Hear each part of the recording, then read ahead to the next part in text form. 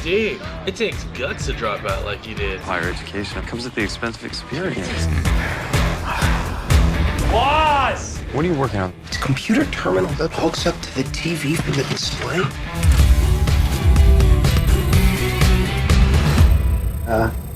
Steve? Wow.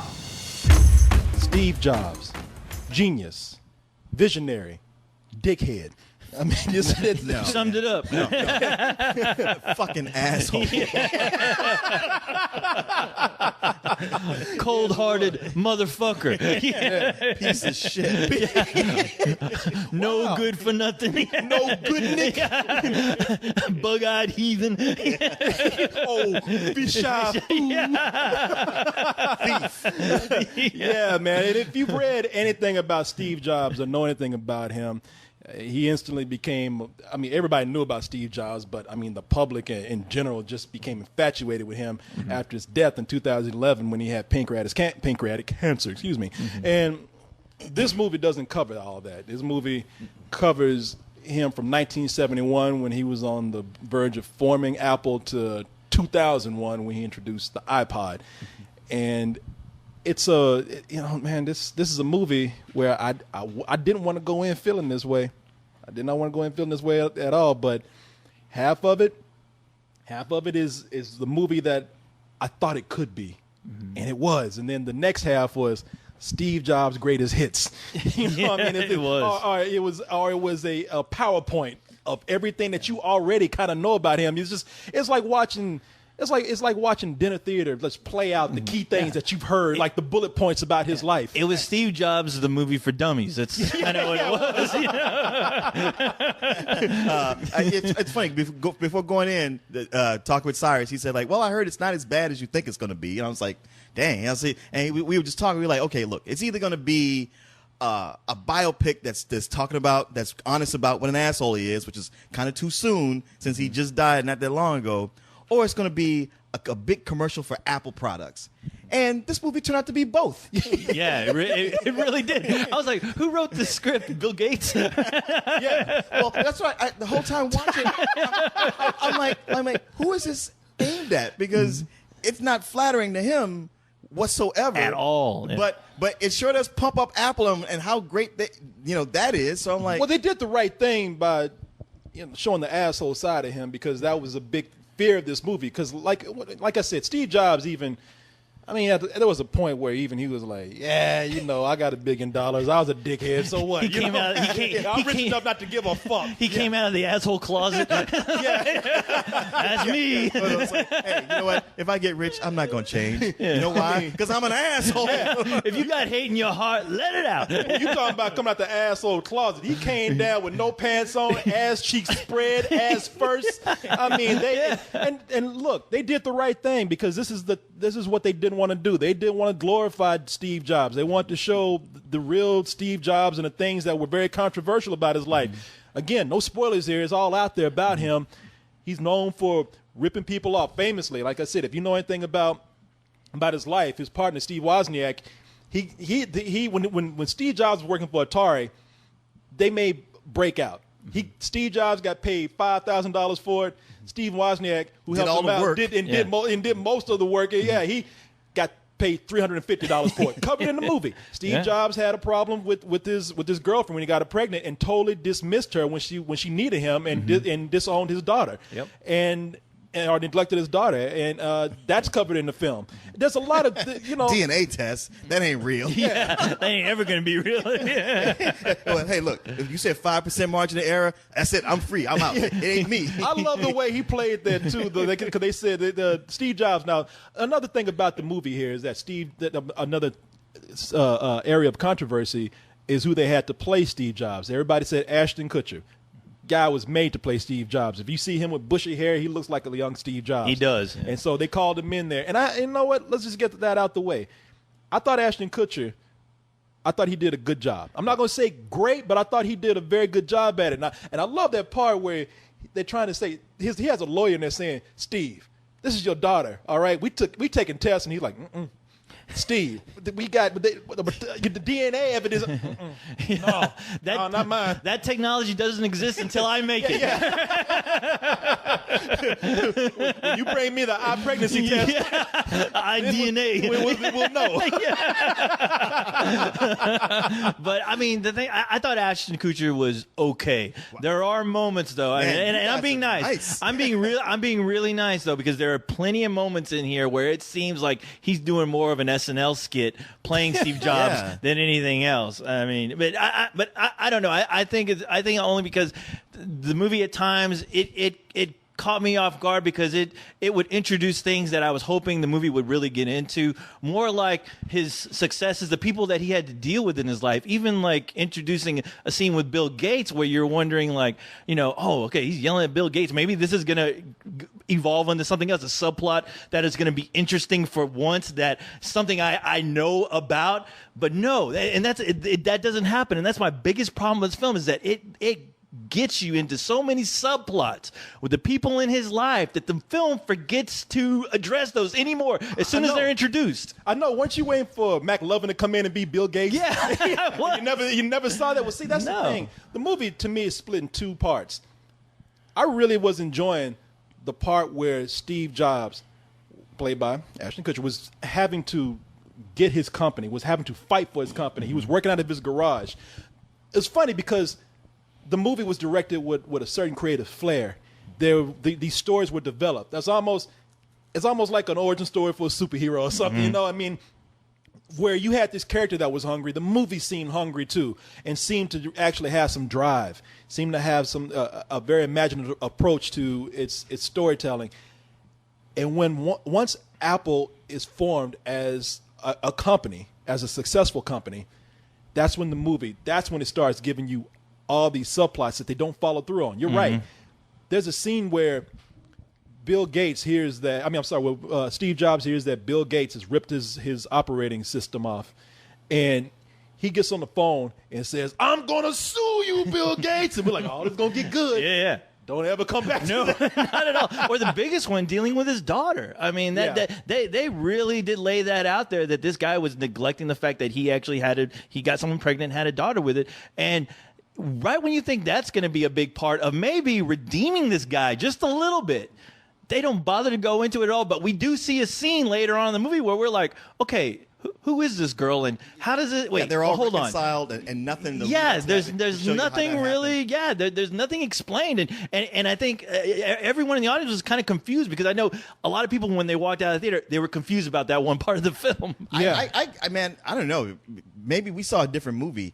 I didn't see a half that I thought was great or even good. I mean, that first half, I suppose I was giving it a pass because it was building itself up. You're like, all right, let's give it a chance. I was like, okay, it's trying to show this guy as a hippie full of wonderment and how he decided to get serious. But the whole time I kept going, why should I care about this? I mean, it's a bunch of guys building computers. The main character is completely unlikable, and there's never a redeeming point to him. As a matter of fact, the movie seems to be all about how he had no problem screwing over people, but we're supposed to root for him when it's done to him. I'm leaving Apple. For good. Actually, I already did. I thought I should come back and tell you first.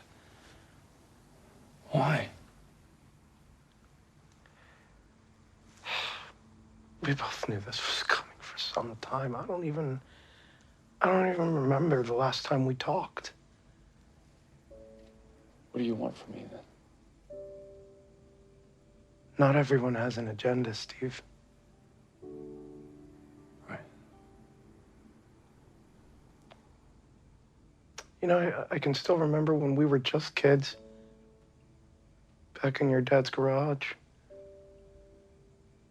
We just wanted to create cool toys for people like us. You remember that? Yeah. No, it's not about people anymore for you. No, it's about the product. Worst of all, it's about yourself. You're the beginning and end of your own world, Steve. And it's so small. And I was like, I don't care, dude. I mean, this is your karma. Don't come bitching to me now after you've like gone out of your way to screw all the guys who helped you get where you are. Do you think they'll ask you to root for him? I mean, because I think the movie. Yeah. I think the movie. You know what? I guess you can't say that. It makes a big point of like, when Apple has to ask him back, it's all like, yeah, and now he gets to get revenge on these guys that screwed him. It's like, yeah, dude. But he screwed a lot of people to get there. And the people who even came back to him, try to help him, he screws them. It's all about him screwing people. And you know what? You're right. I mean, I'm sorry. Go ahead. You're going to finish something? Go ahead. But also, Ashton Kutcher, he's the least talented actor in this. And I didn't go into this going like, man, Ashton Kutcher sucks. I was like, hey, man, give him a chance. Sure, he's on that 70s show. He might be able to pull it off. And I'm watching it. I'm like, yeah, it's like he's got only 2 speeds.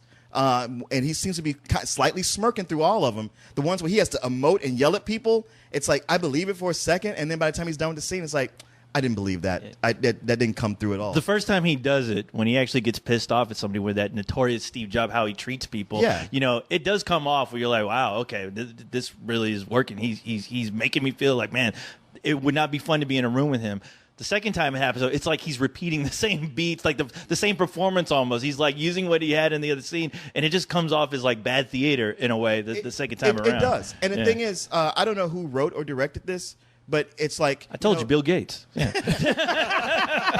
It was Joshua Michael Stern, who I think is the movie that you might recognize that he did was Swing Vote, which was another kind of mediocre. Yeah, it felt so TV movie. It's way too long, and the story is really ultimately like it's like going like, oh wow, I always thought okay, Steve Jobs was a dick, but he created all this stuff. It's like, no, he didn't. He just yelled at other people until they created the stuff that he thought of. But it seemed like it came across to me like he didn't really do anything other than get mad and act like a petulant teenager. In his defense, they couldn't cover a lot of things, but he was the force behind a lot of things that happened at Apple. Okay. Yeah, he was the guy who was really pushing people from not doing just what they could. He was really excellent at pushing people to put the product that he really wanted people to have. Well, I get that. Like he had a vision, and everybody else was like, well, we can't really do that. He was like, no, stop thinking like that.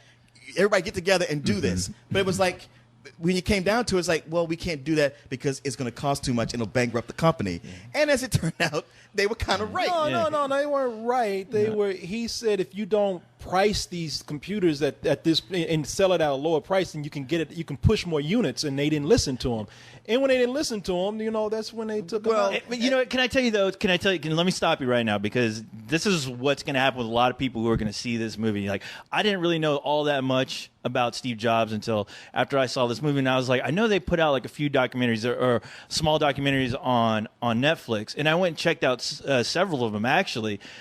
And what frustrated me more about this film is the fact that those documentaries covered some really interesting things that I'm shocked that the movie didn't take liberties in bringing up. I mean, the movie itself opens up with the invention of the iPod, the product that really catapulted Apple into the business that they are now.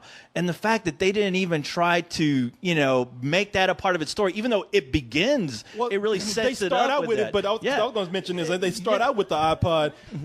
And they when they show they play all this glorious music and everything, and they don't ever come back to that. No, not at all. Right, they don't book in the movie at all with that. And just making him feel more like a human being, because this movie really does villainize him. It makes him into a monster. The fact that they didn't get into the relationship that he had with Bill Gates, this love-hate relationship that these two guys really had, with each other. The fact that the movie points out that when Steve Jobs was booted from Apple, and then he came back. I was shocked that the movie didn't bother to mention the fact that Bill Gates actually helped him out, like he helped him build up Apple, when he got rehired, and I was like, wow, that's such a great, crazy relationship. That would have been so interesting to see them get into, and the movie just wants to forget about it. You're right about that, man. Yeah. And you know what? It's flat. Like, okay, it makes me think back to like The Social Network, which is about a bunch of computer geeks doing stuff. Like, you take that story, it's not that interesting, but you get David Fincher directing it and Aaron Sorkin writing dialogue. It becomes an interesting movie. Exactly. That's what this movie needed. Yeah, I think Aaron Sorkin is making Steve Jobs movie. Somebody has to. They need to. They really And that's what do. everybody's saying. I think everybody's kind of doing it like, okay, you got your thing right here. We'll wait for this other movie. We'll wait for the real shit to come out. But you know what? Don't get me wrong. For what you're saying here, and you're saying that he did this, but he didn't do that, and why is he getting credited for this? Co-host is right. You're seeing part of a story. You're seeing you are watching a movie. Yeah. And what you get from that movie is going to influence how you see this person. And the movie didn't do a good job at that. And the reason why is because what you're saying about you're supposed to feel sympathy for him. At first I was thinking, well, maybe not. Maybe they're leaving it up to the audience to make, no, that's not right. Because every time during the second half of the movie, every time he started talking about something at Apple, that music would swell up. Oh, yeah. And it was, it was a commercial because he would come in, he would just walk in a room and say, you. Give me a motivational speech right now about Apple. You give me a motivational monologue about Apple. And and that character that he's talking to, they would go on for a 5-minute speech, and the music would play, and it would just be Steve Jobs, and just say, At the end of the movie, you see him talking into a microphone about the whole greatness of technology and how people are supposed to feel, how it's supposed to be an extension of people. Where you're like, I feel like I'm watching a fucking Apple commercial right now, a very bad one at that. Yeah, and if the goal is for you to go like, you're right, it's because of this guy. I have this phone right now. I can do all these amazing things. How wonderful he is. And I'm like, you know what? If this movie's not gonna get better, I'm just gonna go start playing Angry Birds on my phone. It did feel like cheap Apple propaganda. Yeah, either I'm like, okay, either this is made for if you're somebody who worships at the church of Apple, hey, this is the movie for you. Yeah, but it is. But if you're somebody who thinks, man, karma must be real because Steve Jobs is dead, and this is it. Yeah, And yeah. you're like, wow. You get to the end of this movie, I was like, man, fuck this guy. I hope he dies of cancer. You know what? I honestly, I can't blame you. I don't blame you at all. He's I don't just blame sort you. of evil throughout this entire movie. He really is, Yeah. and that's the fault of the filmmaker and the writers. It's funny because there's a point where, again, if anybody knows anything about Apple, there's a rock star designer at Apple, head designer and senior vice president, Jonathan Ive. And there's a part where you come in and you see a young Jonathan Ive. Yeah. And Steve Jobs comes in and he says, you, what's your name? Why do you work here? And that guy goes on I for know. about 10 minutes. Design should be like this. And I believe this about creativity. And that I was music like, is Man, shut up. I know. I was like, settle down, Junior. Don't suck his dick so hard to keep your job. And the movie is heavy-handed too. There's a part where Steve Jobs is so disgusted with the technology that led up to him making an iPod. You see him take a portable CD player, and he's like, harumph, and he throws it in the trash. He's walking away. Yeah. This is garbage. Another scene where you think, okay, this is where we get into the iPod, the invention of the iPod. Steve Jobs is so pissed off at his Walkman. He's like, this motherfucker can't work right until I make it. And nope. Do we get that? No. I love how we dealt with CD players that skipped or didn't, but he's the one guy to where nope, this shall not stand. Takes that shit in the woods and shoot it. Man.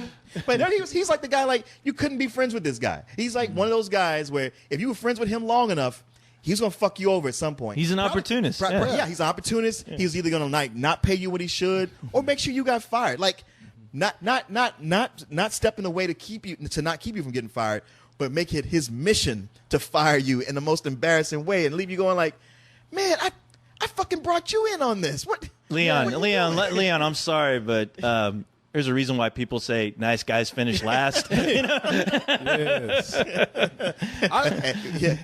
And how did he finish right now?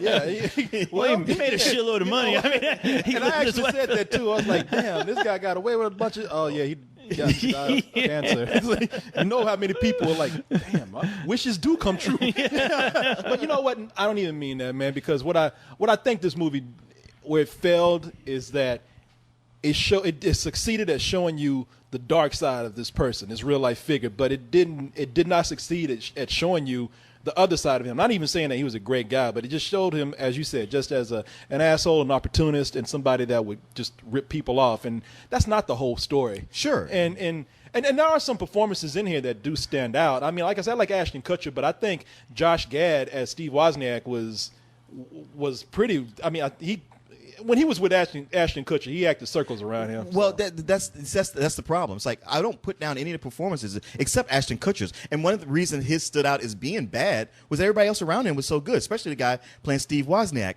Although it's kind of messed up that Steve Wozniak had to get screwed over by Steve Jobs in real life, and in this movie, Steve Jobs is played by matinee idol Ashton Kutcher. Steve Wozniak gets this like unknown fat dude. I bet Wozniak is going like, "Come on again." Well, did you look at the picture of the actual guy? It's I know. like, What it you didn't want seem Leonardo DiCaprio to play him? At the end, they found the photos that look the most. I've seen plenty of pictures of Steve Wozniak where he is not that fat. Well, He's rotund, but he's not like that guy. well, Yeah. You need to look. You need to look at that picture again. I'm saying they find that one robust. picture that they can turn from a certain angle and go like, It's like, come on. Now you making Josh Gad feel like shit, man. Hey, he's gonna play Sam Kinison. He'll be all right. Oh, another fat guy. Yeah, another fat dude. I thought Dermot Mulroney, who plays Mike Markula, who was one of Apple's earliest investors. He was the investor that incorporated them and got them off the ground. I thought he was all right. Too bad for him. No good deed goes Too bad for unpunished. everyone.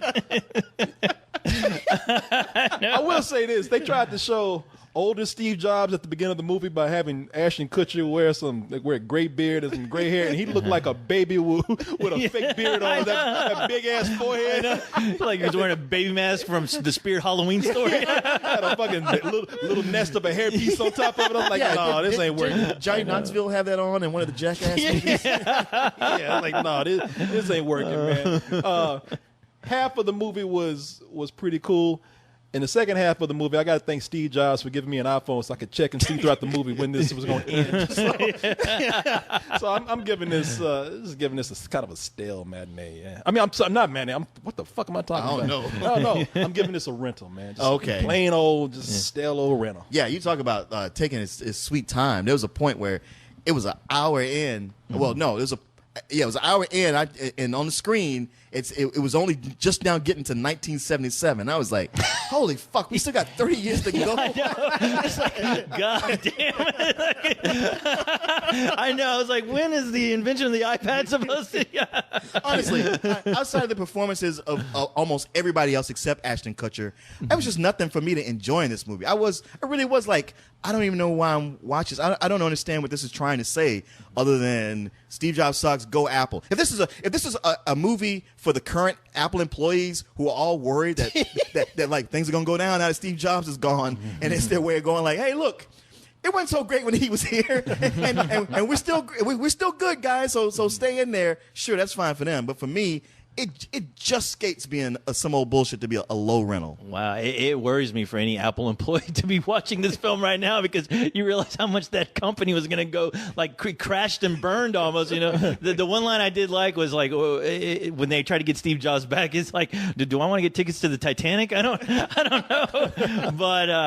But yeah, I mean, for the movie for what it was, it did bring up some things that I never knew about Steve Jobs, and I was like, all right, I guess the movie's sort of doing its job yet. Like I said, you can see plenty of documentaries right now on Netflix that tell that story a lot better, and it'll make you frustrated just realizing how much this movie really skipped out on some genuine, like, just, you know, great moments to have in a film, you know, especially with the rivalries between, you know, Microsoft and Apple. But other than that, Ashton Kutcher, I thought he was okay. And like I said, I'm being really nice. I mean, there were some scenes that when I thought, okay, this guy, he's doing a good job. But other than that, it's just a rental for me. And that's too bad because this movie had a lot of potential to be just a great film. Yeah. Wait and watch this shit on your iPad.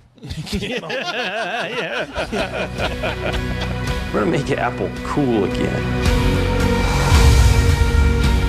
Here's to the crazy ones, the misfits, the rebels. Because the people who are crazy enough to think they can change the world are the ones who do.